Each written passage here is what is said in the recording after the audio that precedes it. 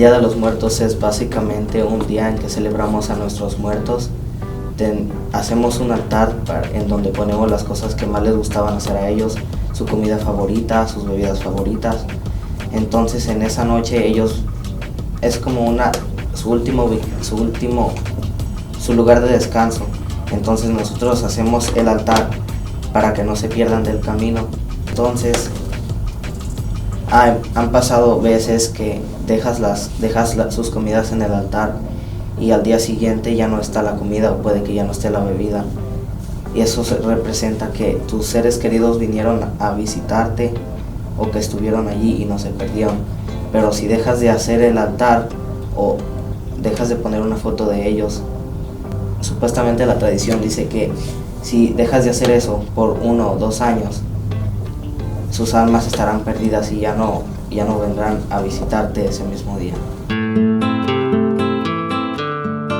When I was younger, we weren't as involved with the making of like the altars, but as we were getting older, my mom, she kind of wanted us to be more involved and she would ask us to help.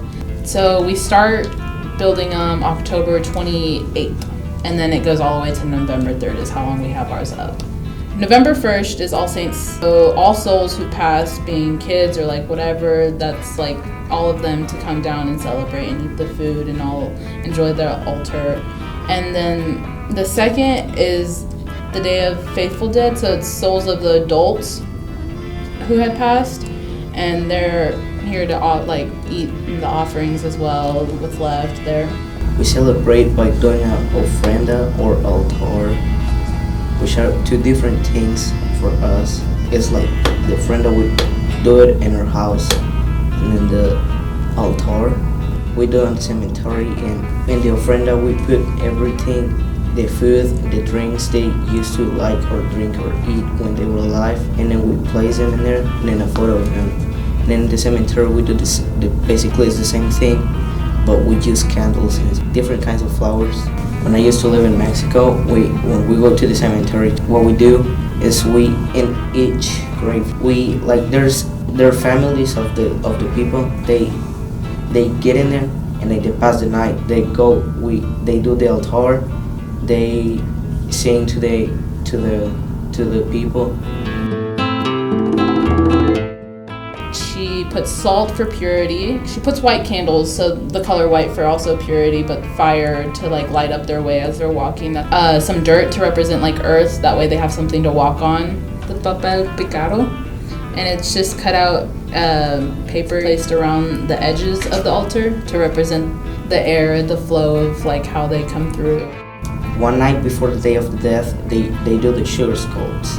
So next day they give it to the little kids and they paint them just for the little kids, so they can like celebrate like in a different way that the adults used to celebrate at that time.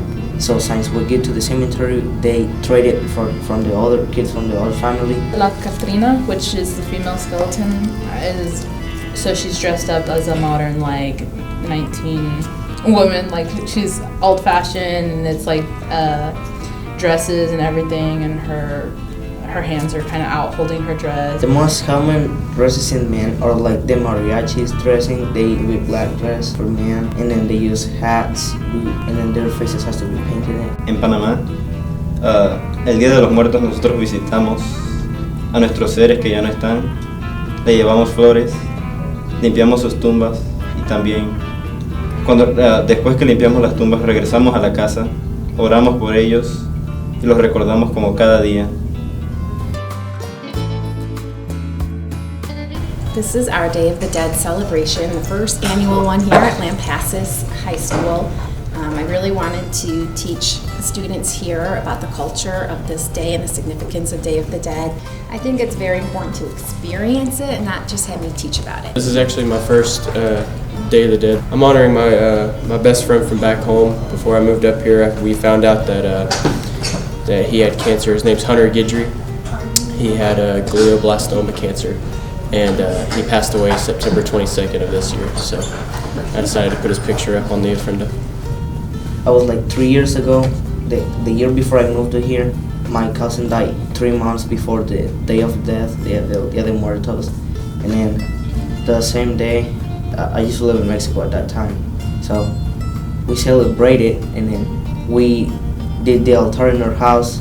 I mean, the ofrenda in our house, and then we leave everything in there, put a picture of him and then my grandma's mother, and then we locked everything in the house. So, and we went to the cemetery in Pazenaiga there with the altar. And then the next day we came back. There was like pieces of food and drinks left in there, and you can see the bites on the bread too. So that's how we noticed that he or my grandma's mother came in there to visit us. So that's how we like feel that they were there with us. I still remember them, like every day, not just tomorrow, every day.